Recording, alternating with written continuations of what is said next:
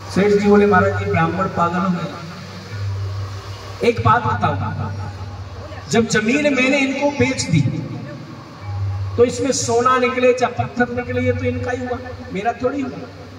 तो ये सोना मैं नहीं ले सकता। यानी दोनों लड़ रहे हैं किस बात पर कि ये सोना तुम्हारा है, वो कहने नहीं तुम्हारा है, वो कहने तुम्हारा है। तो मैं बोला भैया ऐसा करो इस सोने को यहाँ रख जाओ, मुझे 2 दिन का समय दो सोचने के लिए, फिर फैसला। वो कलश मैंने रखवा लिया अपने पास, और आज वो दोनों लड़ते हुए आ गए। वो बड़े कह रहा है कि सोना मेरा है, और ब्राह्मण कह नहीं महाराज सोना तो मेरा है। 2 दिन में दोनों की बुद्धि पलट गई।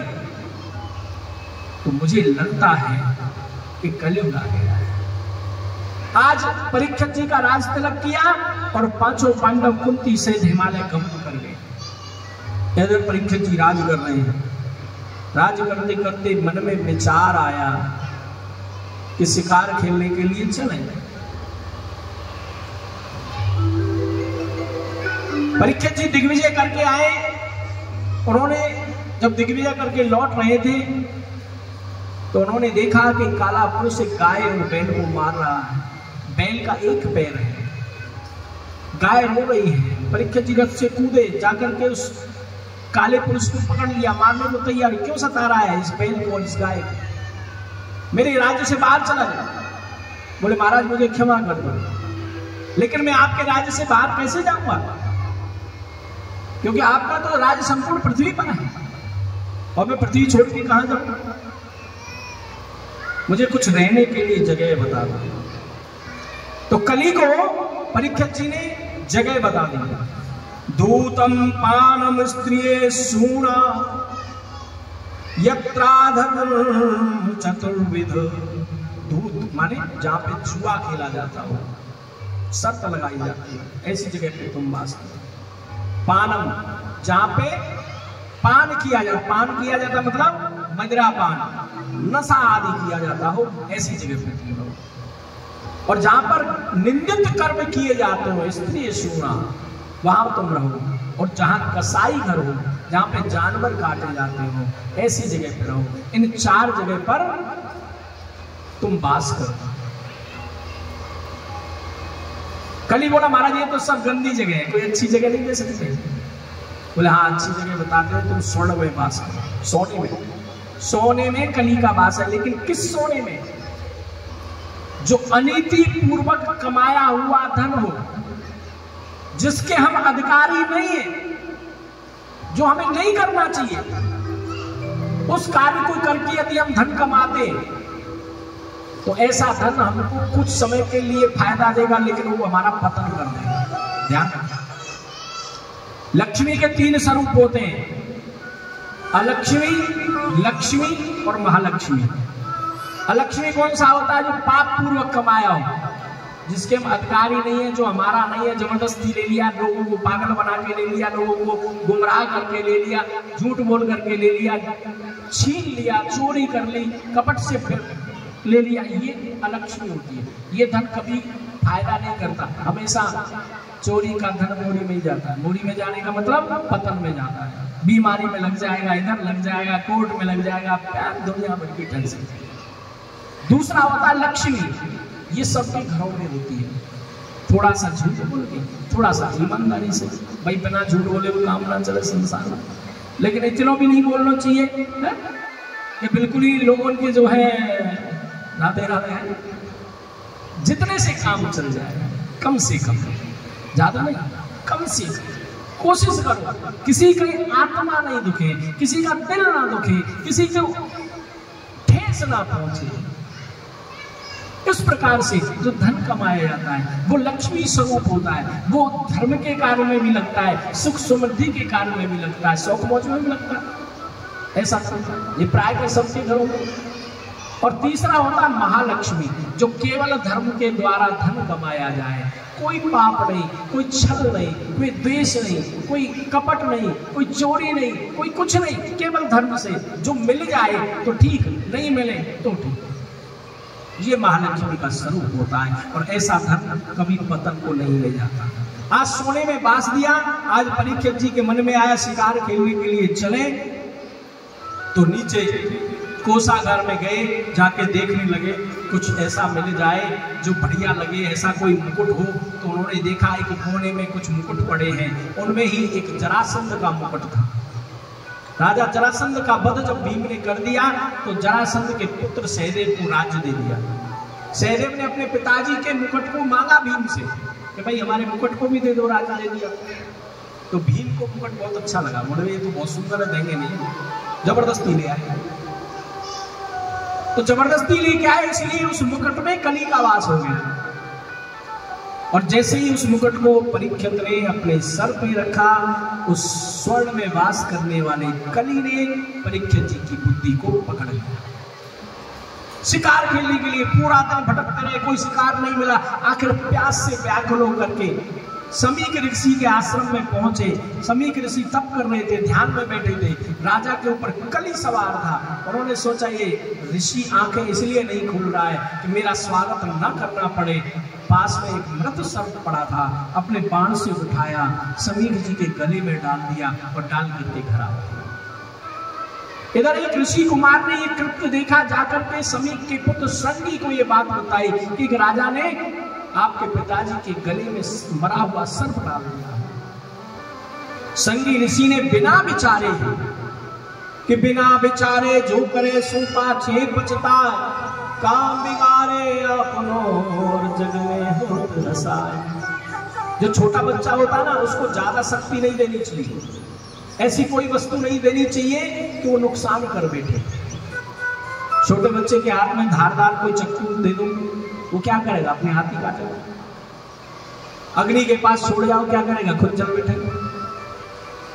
संगी ऋषि पुत्र है, बहुत तेजस्वी है, लेकिन छोटी आयु में उन्होंने सिद्धि प्राप्त कर ली। उन्होंने श्राप दे दिया बिना विचारे। अरे दुष्ट राजा, जिसने ऐसा कृत्य किया है, आज से 7वें दिन तुझे तक्षक नाग डस लेगा, जिससे तेरी मृत्यु हो जाएगी। दौड़ के आए, पिताजी के गले से सर्प निकाला, गले से लग के रोने लगे। समीक जी ने आंखें खोली, क्या हुआ बेटा? आज राजा ने ऐसे ऐसे किया, पता नहीं कौन था। समीक जी ने ध्यान लगा के देखा, कहा कि बेटा तूने अच्छा नहीं किया, जाओ जाकर के उस राजा को बता दो, कम से कम अपने उद्धार का उपाय तो कर लेगा।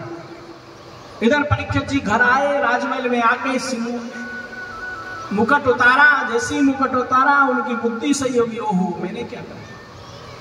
रोने लगे, मेरे से इतना बड़ा पाप हो गया, अब मेरा क्या होगा।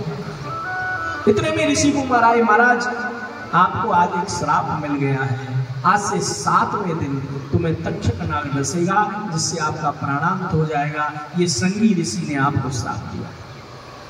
आज परीक्षित जी नाचने लगे कि चलो मेरे पाप का दंड मुझे मिल गया, मेरा प्रारब्ध नहीं रहेगा। प्रारब्ध लेके नहीं जाना, इस प्रारब्ध लेके जाते तो अगले जन्म में वो भोगना पड़ता। एक व्यक्ति पूरी जिंदगी उसने भगवान का भला किया, पूरी जिंदगी। बुढ़ापा आया, 2-3 बेटे थे, बुढ़ापे में बीमार हो गया, हाथ पांव से चल नहीं जाता, शिथिल हो गया, खाट पड़ा रहता। कोई भी काम कराना हो तो बेटों को आवाज देता, बेटा आ जाते, बेटे बेचारे ले जाते, नैमित्तिक कार्य उठा के ले जाते। 1 दिन 2 दिन 10 दिन, महीना 2 महीना 6 महीने, आप जब ज्यादा बीमार कोई पड़ो रहे ना, घर के उतन रह जाए, कितने वो अच्छे हों। फिर वो कह ले भगवान यार तने उठा ले या ठीक कर दे, बीच में क्यों लटका रखा। अब बाबा की भी यही हालत हो गई, बूढ़े बाबा की। घर वाले कई बार तो आवाज पे आ जाते और कई बार नहीं आता।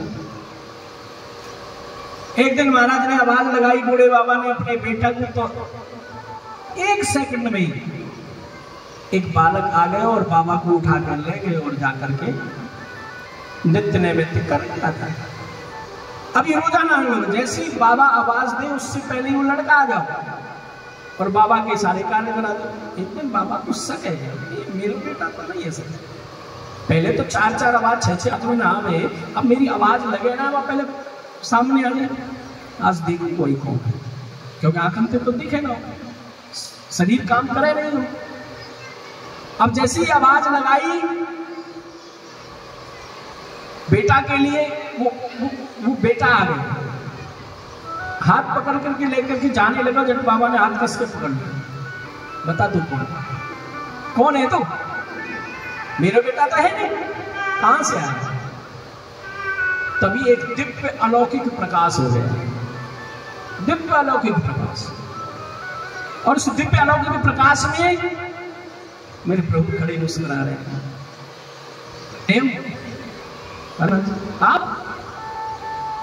आप मेरे कार्य कर रहे हो, आप तो सर्वदा आपको करने क्या? यदि इन्हीं मेरे कृपा करनी थी, मेरे को अपने परम ले जा, ये रोजाना के कार्य आप अपने हाथों से मेरे कर रहे हो, इसे करने की आवश्यकता नहीं थी। भगवान कहने लगे, हे बाबा तुम मेरे भक्त हो, और मेरे भक्त होने की वजह से मैं तुम्हारे कार्य कराने के लिए आता हूं। लेकिन तुम कह रहे हो मुक्ति, तो मुक्ति मैं अभी नहीं दे सकता, क्योंकि तुम्हारा प्रारब्ध बाकी है। तुमने जो भजन किया उससे मेरे प्रिय हुए, इसलिए मैं तुम्हारे पास आ जाता हूं।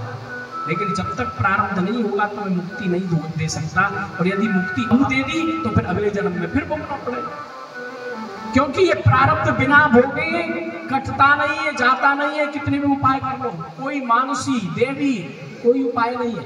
जो कर्म किया है उसका फल भोगना पड़ेगा, यही, कहीं और नहीं जाना। तो कर्म करने में सावधानी रखना। प्रारब्ध 3 प्रकार का होता है, 3 प्रकार से कटता है, मंद, मध्यम और तीव्र।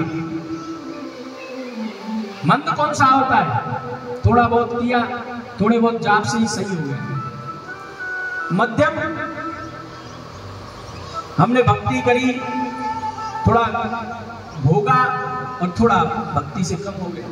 और तीव्र, तीव्र वो होता है जो हमें भोगना ही पड़ता है, चाहे कुछ भी हो जाए। आज परीक्षित जी नृत्य करने लगे, अपने पुत्र को बुलाया जन्मेजय को, और अपना राज्य उनको दे दिया, राज तिलक कर दिया। स्वयं संतों के बीच जाकर के बैठ गए, और जाकर के बैठ करके उनसे पूछने लगे, महाराज मुझे बताइए मेरा उद्धार कैसे हुआ? क्योंकि 7 दिन में होने वाली है, 7 दिन में मेरा उद्धार हो जाए, कोई ही उपाय कोई भी सब कोई ब्राह्मण परीक्षित को उपदेश देने के लिए तैयार नहीं है। यमुना जी के तट पे बैठे हैं परीक्षित जी, चारों ओर से ब्राह्मणों ने संतों ने घेर लिया। और जब सद शिष्य होता है ना, सदगुरु आ ही जाता है। इधर परीक्षित जी अपने ध्यान में अपने प्रभु को मना रहे हैं कि हे गोविंद मेरे ऊपर कृपा करो, मेरा उद्धार हो जाए, ऐसे कोई रास्ता दिखाओ। और इस वृंदावन के पावन स्थल पर यमुना के किनारे बैठ करके ध्यान कर रहे हैं। और जब वृंदावन में ध्यान किया जाता है, ब्रज में, ब्रज ही वृंदावन, ब्रज 84 कोस में कहीं भी आप जाकर के प्रभु का ध्यान करो, प्रभु तुरंत सुन लेते हैं।